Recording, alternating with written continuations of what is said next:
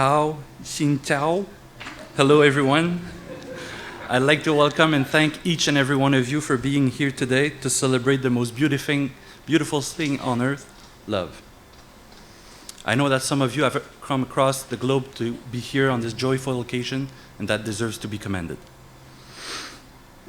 So my name is Gabriel, and I have the honor today to officiate the wedding of two of my closest friends, Melanie and Oliver.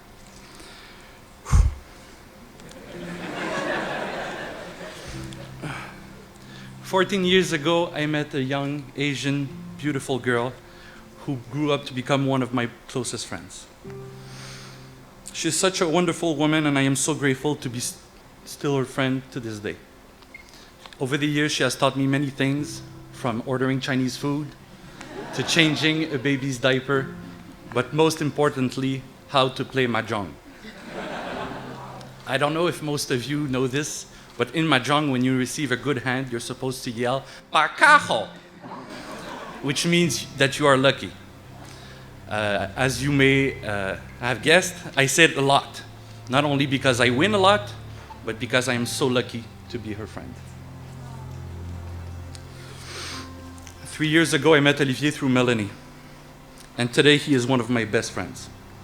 Sure, he's an amazing guy, and I couldn't think of a better match for Melanie.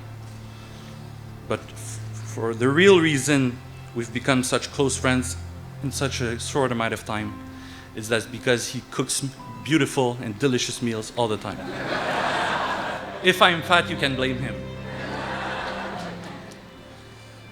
Today is the beginning of a new chapter for our happy couple. Their journey started in the fall of 2016, and I cannot find a better story to showcase how perfect they are for each other than the story of how Olivier proposed. As you can imagine, for Melanie, her dream proposal would have been filmed and romantic. This did not happen. Picture it, Olivier down on one knee, serenading her with a truly beautiful speech, a breathtaking sunset in the background on top of Mount Everest. Maybe me hidden in the background filming. To immortalize this Instagram-worthy proposal. Unfortunately, they were not on top of Mount Everest, they were both in bed in Montreal. He did not serenade her with beautiful speech, but he was babbling some love words left and right while Melanie was crying in disbelief. And as you've guessed it, I was not in the corner filming. What happened was that Olivier received the ring the same morning. He got stressed and couldn't keep it a secret anymore because he was scared Melanie would find about it. Although it's not what Melanie expected, I think it's the most beautiful story because it shows us how Olivier's love for Melanie cannot be contained. Now we'll let the betrothed tell us the vows they have prepared themselves, and Melanie will go first. All my life, ever since I was a little girl, I've dreamt about standing here in a wedding dress, about to marry a handsome prince. It's too bad you're no prince, but hey, at least we got the handsome right. 3 years ago, we've fallen deeply in love, but at that time, I knew I wasn't loving you to my full capacity. I was at a stage in my life where I had to find myself again. Even when I felt like I've lost myself completely, somehow, you found a little piece of me that was worth your time and attention, and thankfully, you held on to that piece. This wedding to me is my ideal little girl dream wedding. Not because of the dress or the flowers, but because you showed me what it meant to be loved. And I never knew how important that was until I met you, Olivier. On days I feel small and meaningless, you make me feel like I'm the most precious treasure. You somehow always manage to put me first, above your own needs, in the most selfless ways possible. You open my eyes to what extent love can take shape. Being with you makes me feel whole again. It makes me a better person. It makes me a better friend, a better daughter, and it even makes me feel like a better mother to our baby boy. You're one of the most beautiful people I've ever had the chance to encounter. Beautiful both inside and out. On this note, I want to thank your wonderful parents for raising such an amazing son. I also want to thank my parents for showing me how to love and cherish the people we hold dear to our hearts. Today, my mother is not here to witness our marriage. She will never have the pride and joy to embrace you as her son-in-law. Although I've always longed for her approval in all the choices I make in life, I know for sure that I'm definitely making the right decision by spending the rest of my life with you. I want to spend every day being your lover, your best friend, your shoulder to cry on, your partner in crime, your food critic. I want to spend every day contributing to your happiness. I want to make you smile, make you laugh, make you feel like you can conquer anything you set your mind to. Now that we've found each other, I want to spend every single moment loving you.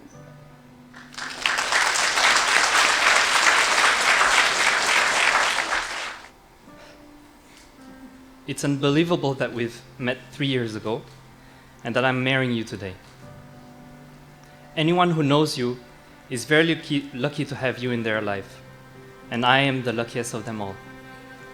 You're kind, funny, selfless, and intelligent, and your gorgeous face is only a reflection of the most beautiful soul I've ever met. The beginning of our relationship was hard, to say the least. I was definitely not at the best stage of my life, and worst of all, shortly after our first kiss, your mom was hospitalized with stage 4 Hodgkin lymphoma. I watched you love her, worry for her, spend sleepless nights by her hospital bed, and care for her in the most genuine way I have ever witnessed before. It was a form of love so pure and so deep that I did not know could exist. Although terrible and heartbreaking, it was one of the most beautiful things I've ever seen. Today, my first vow is to bring this kind of unconditional love to you and to our family.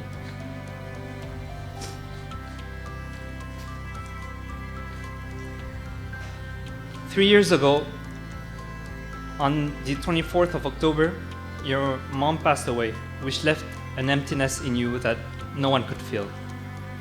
Things just got harder and harder as you were mourning the loss of the most important person in your life.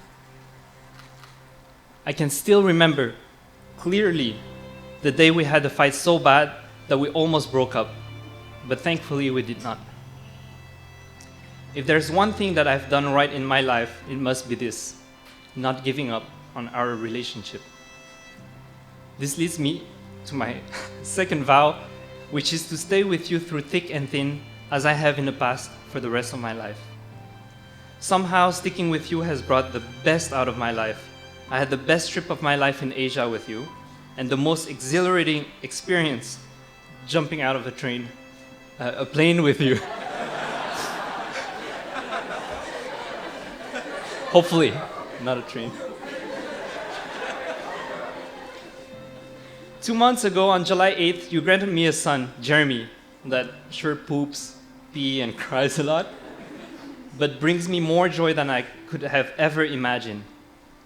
All this happened so quickly, and I cannot wait to see what the future holds for us. I want to grow old with you and look back on our lives with no regrets. I want to count every single wrinkle that time will draw on our faces as we raise our children to be as good as you. My last vows are to make this fairy tale we live in a never-ending one. I vow to compromise. I vow to love your family as if it was my own. I vow to be the best husband I can be. You're my once-in-a-lifetime love, Melanie. I love you more than anything.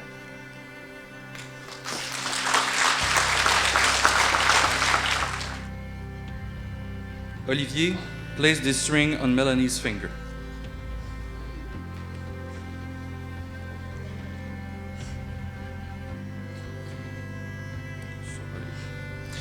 Do you take Melanie to be your wife, and do you promise to love, cherish, honor, and protect her for the rest of your life?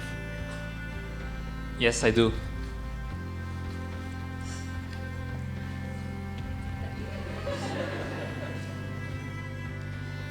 Melanie, place this ring on Olivier's finger.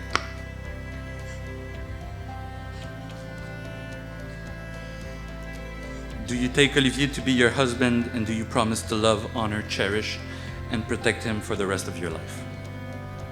Yes, I do.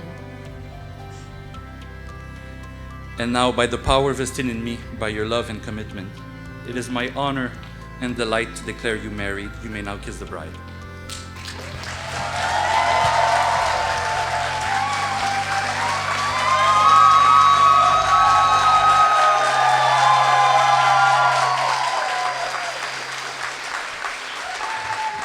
I am so pleased to present the newlyweds, Melanie and Olivier.